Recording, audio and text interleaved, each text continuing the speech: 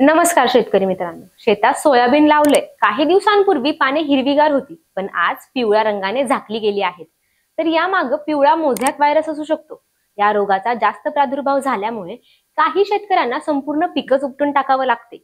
यावर घाबरून जाण्याचं काहीच कारण नाही। तुम्ही हा रोग रोखू शकता, पिकाचं रक्षण करू शकता आणि तुमचं उत्पादन दुप्पट करू शकता। ते कसं जाणून घेऊया या व्हिडिओच्या माध्यमातून। नमस्कार, मी तस्लीम पालवे ॲग्रिको मध्ये तुमचं स्वागत करते। पिवळा मोझॅक व्हायरस होण्याची प्रमुख कारणे म्हणजे पांढरी माशी।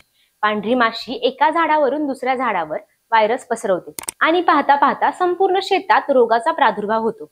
जर आपल्या शेतात किंवा गावात मूग, उडीद, घेवडा, सोयाबीन यासारखी पिके घेतली असतील तर संपूर्ण प्रादुर्भाव होण्याची शक्यता असते। या रोगाची लक्षणे काय आहेत सांगते। पानावर पिवळे आणि हिरवे पट्टे दिसायला लागतात।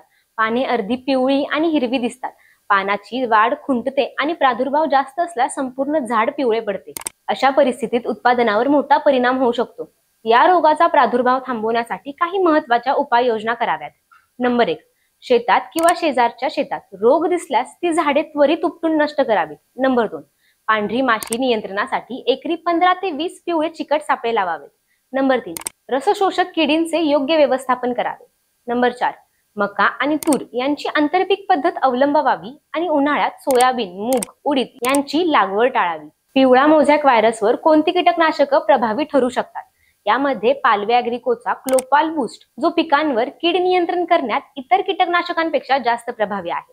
तसेच पालवे ॲग्रिकोचा जेट प्लस जो पानांवर होणाऱ्या कीटकांचा प्रादुर्भाव थांबवून लवकरात लवकर परिणाम दाखवतो। पालवे ॲग्रिकोच्या कीटकनाशकांचा वापर करा आणि आपलं उत्पादन वाढवा। शेतकरी मित्रांनो, पिवळा मोझॅक व्हायरस एकदा पिकात आला की त्यावर नियंत्रण ठेवणं कठीणच होते। पण योग्य वेळेत प्रतिबंधात्मक उपाय आणि योग्य कीटकनाशक वापरून आपण आपल्या पिकांचे रक्षण करू शकतो आणि उत्पादनही वाढवू शकतो। ही माहिती कशी वाटली कमेंट मध्ये नक्की सांगा। व्हिडिओला लाईक, शेअर आणि पालवे ॲग्रिकोला सबस्क्राईब करायला विसरू नका। धन्यवाद।